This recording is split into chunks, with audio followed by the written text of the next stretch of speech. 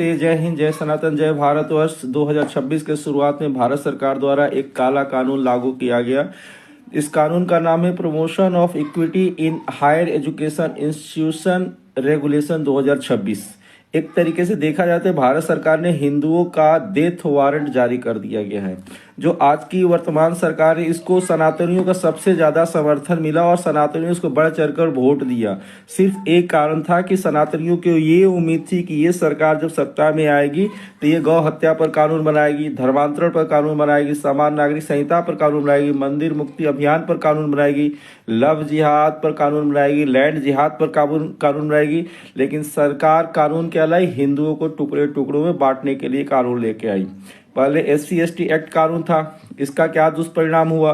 बहुत जगह हम लोग सुनते हैं कि SC/ST एक समुदाय के जो हमारे भाई बंधु हैं, अगर उनका कहना अगर किसी ने किसी भी कारणवश या किसी भी भेद से हमें प्रताड़ित किया तो हम धर्म परिवर्तन कर लेंगे। तो सीधे सीधे चुनौती देते हैं। जो हमारे सनातन के, जो हमारे हिंदू के मूल अंग है, वो इस तरह की धमकी हम लोग देते बिकॉज ऑफ दिस कानून, SC/ST एक्ट कानून के तहत सनातनियों को एक दूसरे से लड़ाने के लिए सरकार इस तरह का कानून लेकर आई है। लेकिन एक बात मैं आपको बता देता हूं कि जो सत्ताधारी होते हैं ना, सत्ताजीवी होते हैं, सत्ताजीवी वैसे ही होते हैं कि जब तक बच्चा रोता नहीं माँ दूध नहीं पिलाती। अगर हम सनातनी आज इस कानून के अगेंस्ट खड़े हो जाएंगे तो ये सरकार को भी झुकना पड़ेगा और इस तरह के कानून को वापस ले लेगी। और हम जो सनातनियों को टुकड़ों में बांटने की कोशिश की जा रही है, क्योंकि सरकार को जहां से वोट दिखता है उस तरह से कानून लाती है। तो अगर उनको दिखेगा कि हम इस कानून से सनातनियों को नहीं बांट पा रहे तो रातों रात वो इस कानून को वापस ले लेगी। अगर मेरा पर्सनल विचार है, मैंने उस पूरे कानून को पढ़ा है। अगर सरकार को कानून ही बनाना था ना, अगर UGC को कोई कानून ही बनाना था तो इस टाइप का कानून बनाना था कि अगर विश्वविद्यालय में जहां स्टूडेंट पढ़ते हैं हमारे, किसी भी छात्र का, किसी भी समुदाय के छात्र द्वारा किसी भी तरह का भेदभाव, ऊंच नीच जाति प्रथा होती है, जातिगत सूचक कोई गालियां दी जाती हैं तो उस पर कठोर से कठोर कार्रवाई की जाएगी और उसे दंडित किया जाएगा। छुआछूत, ऊंच नीच ये किसी जाति से नहीं होती है। नहीं तो यही भारत है। यहाँ तरह तरह के नारे राजनीतिक पार्टियों द्वारा समय समय पर दिए गए हैं। एक नारा, 2-3 नारे मैं ही आपको बताता हूँ। तिलक तराजू और तलवार, जूते मारो इनके 4। क्या मतलब है इसका?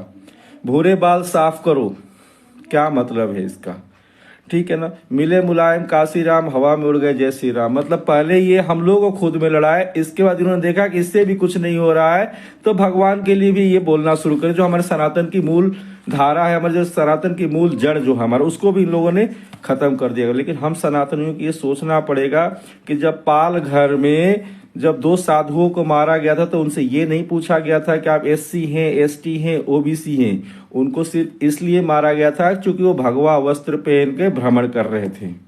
मतलब उनसे नहीं पूछा गया था।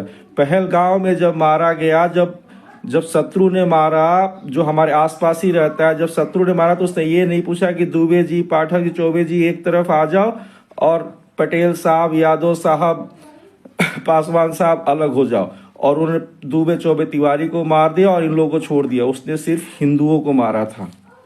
ठीक है ना। तो हमें ये सोचना होगा, शत्रु संगठित है, शत्रु सब देख रहा है। अगर हमने आज इसका विरोध नहीं किया तो इस सनातन संरचना हमारी पूरी तरीके से टूट जाएगी। हम सनातनी रविदास को भी हम अपना हीरो मानते हैं, महर्षि वाल्मीकि को भी हम अपना हीरो मानते हैं, बाबा साहब भीमराव अंबेडकर को भी हम हीरो मानते हैं, ज्योतिबा फुले को भी हम अपना हीरो मानते हैं। अगर हमें इस कानून का विरोध नहीं किया तो एक दिन सनातन का इसका बहुत बड़ा नुकसान चुकाना पड़ जाएगा। उदाहरण के लिए मैं आपको बता देता हूं, सन 1991 में एक पार्टी की जब वोट बैंक खिसकने लगा ना, तो उसने प्लेसेज ऑफ वर्शिप एक्ट लाई थी कानून। प्लेसेज ऑफ वर्शिप एक्ट पर आज सनातन रो रहा है। सनातन के पूजक, सनातन धर्म मानने वाले इस एक्ट पर रो रहे हैं। और सामने जो शत्रु हमारा बैठा वो हमारा मजाक उड़ा रहा है। उसे पता है तुम कहाँ जाओ, वो भी बोल रहा है कि हाँ ये तुम्हारा मंदिर है और हमने तोड़ा और हम यहाँ अपनी पूजा करते हैं।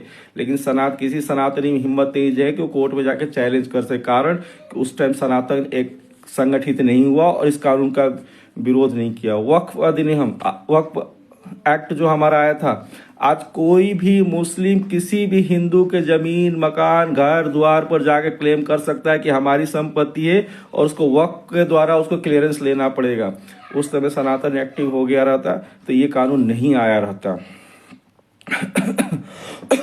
माइनॉरिटी एक्ट, हिंदुओं को तोड़ने के समय समय पर कार्य किए गए हैं अनगिनत टाइम पर। माइनॉरिटी एक्ट, हमारे सनातन संस्कृति के अभिन्न अंग सिख, जैन, बौद्ध को हमसे अलग कर दिया गया सिर्फ एक कानून की वजह से, और किसी सनातनी ने उसका विरोध नहीं किया, जिसकी वजह से आज पंजाब में या जगह जगह पर इसका हम लोग को उदाहरण देखने को मिल रहा है। सेम काम इसके पहले भी अंग्रेजों ने किया था। इंडियन एजुकेशन एक्ट 1835 में भारत के जितने भी शिक्षण संस्थान गुरुकुल थे उनको बंद कर दिया गया था, और जब थोड़ा बहुत विरोध हुआ तो उसकी वैकल्पिक व्यवस्था मिशनरी एजुकेशन के रूप में दी थी, जो मिशनरी आज हमारे जड़ों में घुस चुका है, शिक्षा का और धर्मांतरण का मुख्य केंद्र बन चुका था। आज उसी मिशनरी स्कूल से पढ़ के लोग आके करना शुरू कर देते हैं।